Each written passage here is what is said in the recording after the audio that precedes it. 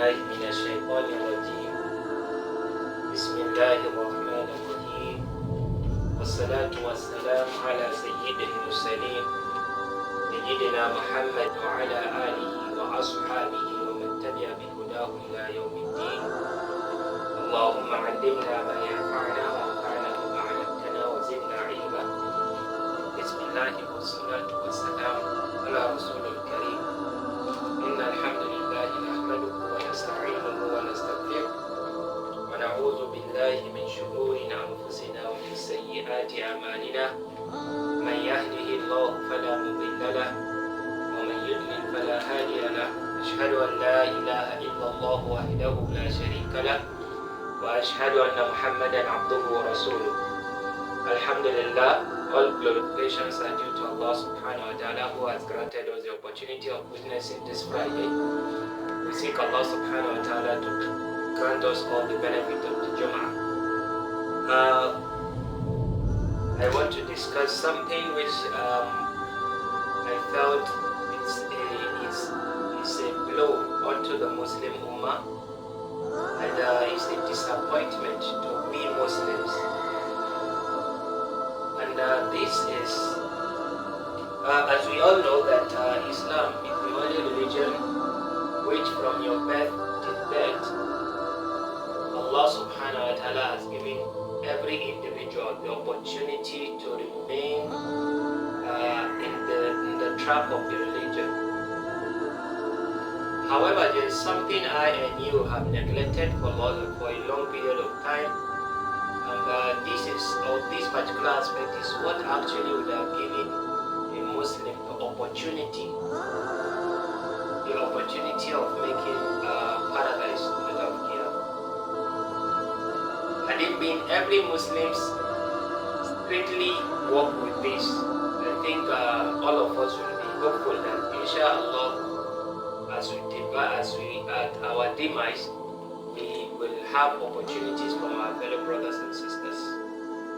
I am getting you more confused, but I just want to mention some few aspects first before going into the major thing I want you to understand.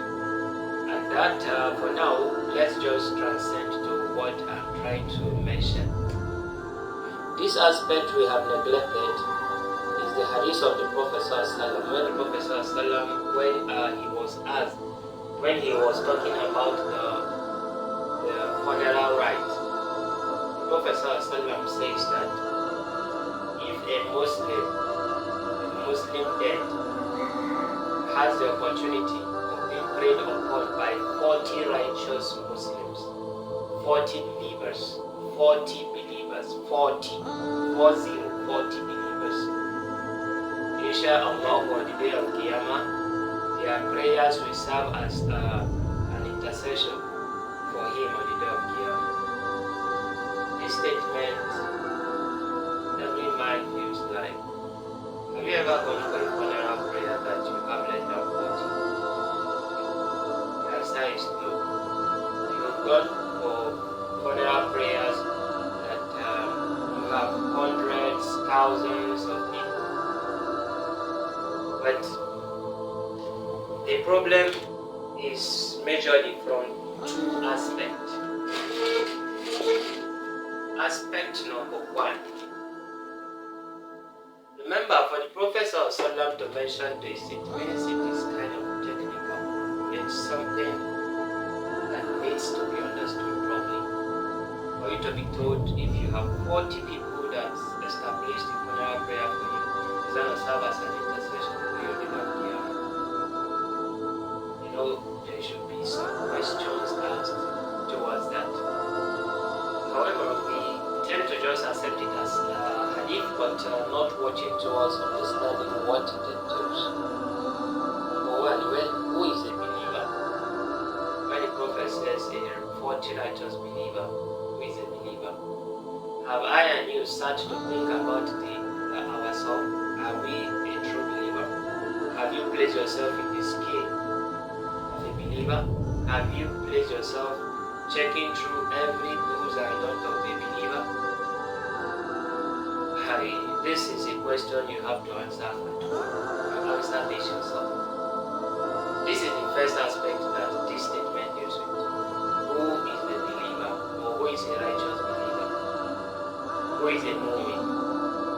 The answers you can get it from Surah Al-Mu'minun, and there are lots of verses that talks about a believer. Go there and place yourself under the scale, or you go to the hadith. The Prophet says, "La yu'minu ahadukum." There are lots of hadiths. "La yu'minu ahadukum hatta yuhibbu li akhihi ma yuhibbu li nafsihi." Do you have that? Secondly, there are other hadiths that man kana yu'minu billahi wal yawmil akhir falyaqul khayran aw liyasmut. Do you have this? Or man kana yu'minu billahi wal yawmil akhir falyukrim dayfahu. Do you have this? There are lots of hadiths that have talked about a believer. So, this is just the first aspect. Go and sit, grade yourself, place yourself in the scale. Have you attained the qualities of a righteous believer? This is the first thing. Then, moving down to the second, let's even assume that Allah subhanahu wa ta'ala has given us the ability to walk in line with the relevant aspect of the believer. The next question is, how many of us knows what we are to do during the Janazah prayer?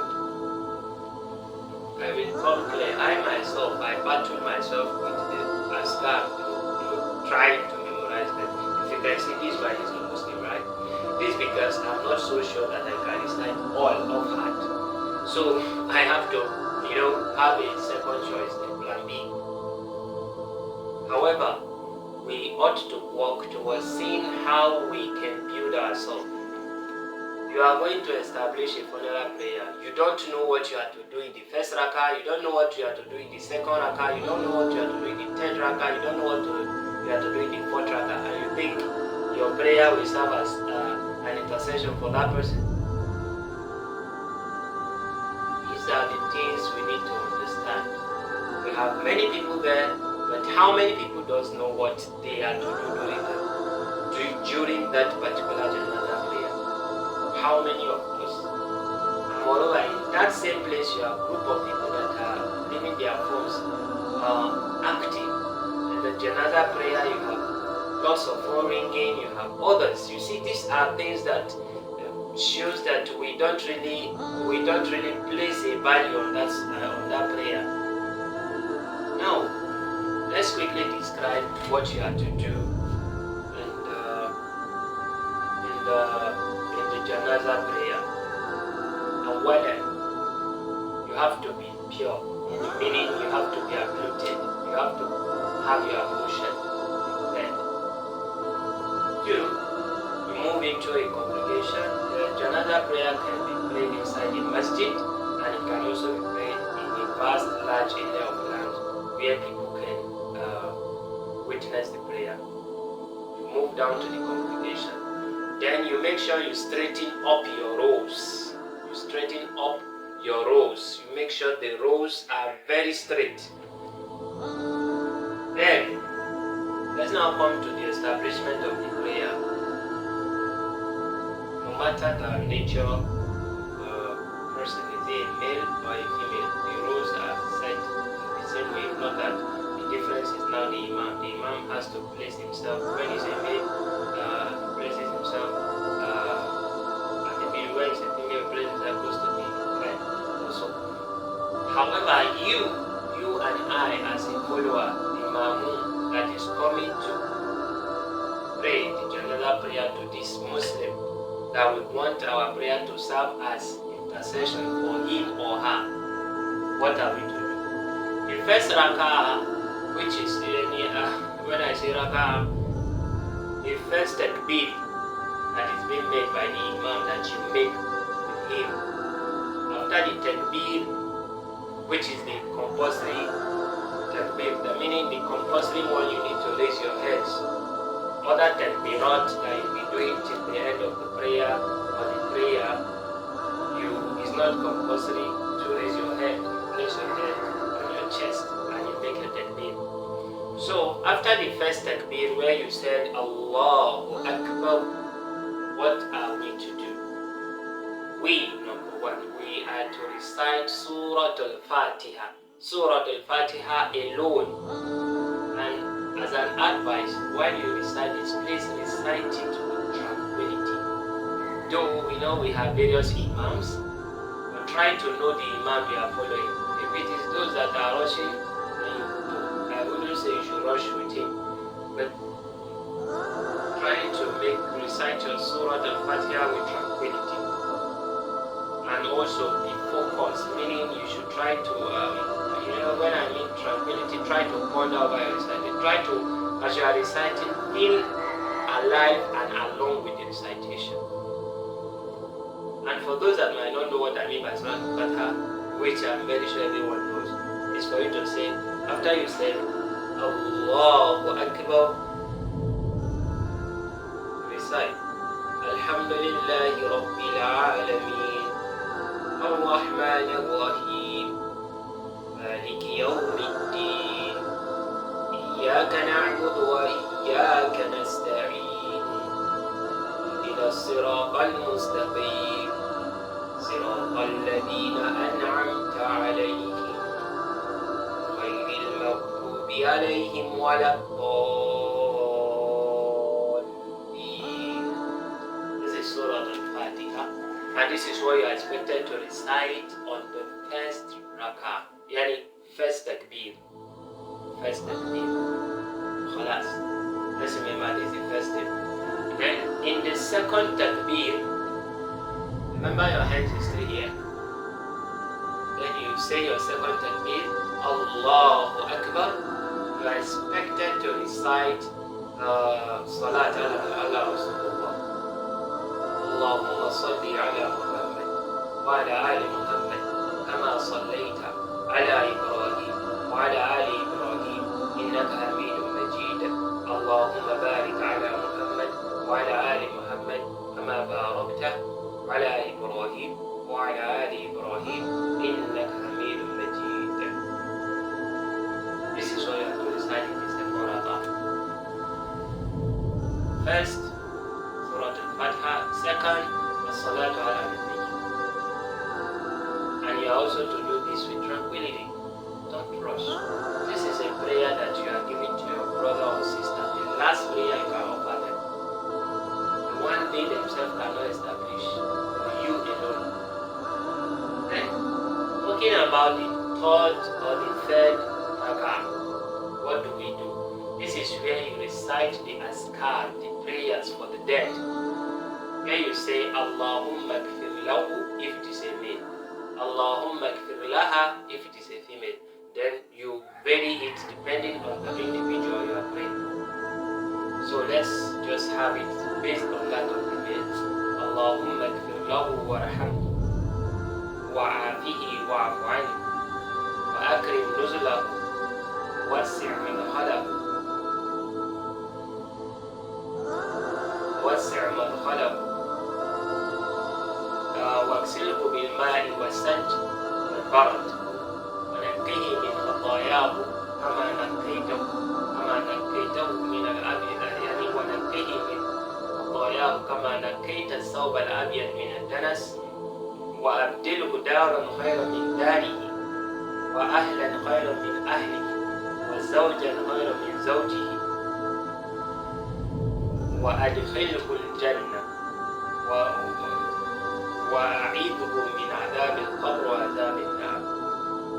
I come again. اللهم اغفر له وارحمه وعافيه واعف عنه وأكرم نزله ووسع مدخله واغسله بالماء والثلج والبرد ونقه من خطاياه كما نقيت الثوب الأبيض من الدنس وأبدل نزله وأبدل دارا خيرا من داره وأهلا خيرا من أهله وزوجا خيرا من زوجه وأدخله في الجنة وأعيذه من عذاب القبر وعذاب النار. This is the azkar you are to recite upon the dead. In that dead takbir, this is all you have to recite with tranquility. How many of us does this? We witness the prayer, but we don't even know what we say. Some of us might even be making mistake of reciting Surah Al-Fatiha and Surah other Surah or Surah of the Quran or you recite other than that. But no matter how we feel like we don't understand the Arabic, we should try to memorize this. This is something that is very important for a Muslim then. Why don't you buy that time? Why don't you buy that time?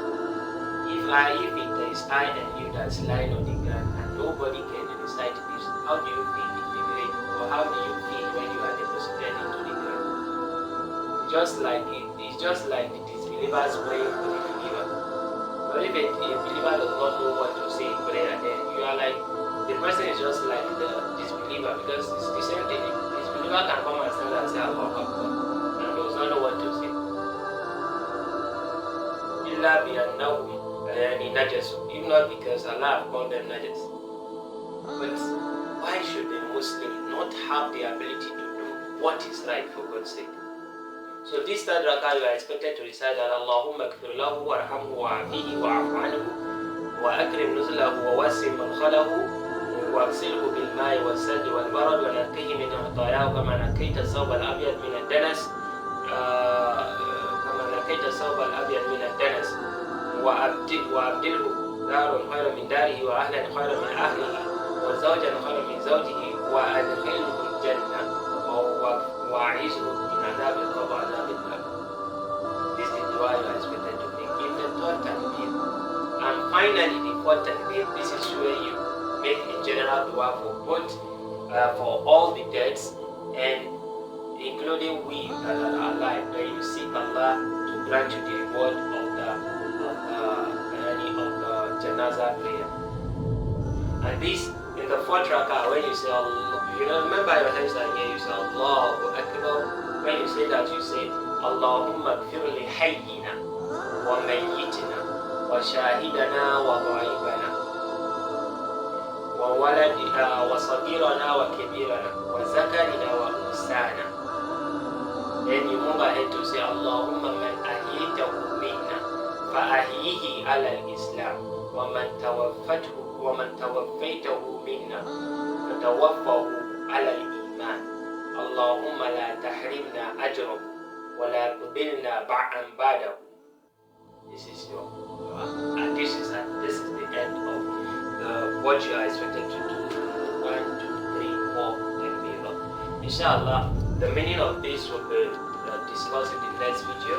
Follow, like, and comment. Assalamu alaikum wa rahmatullahi wa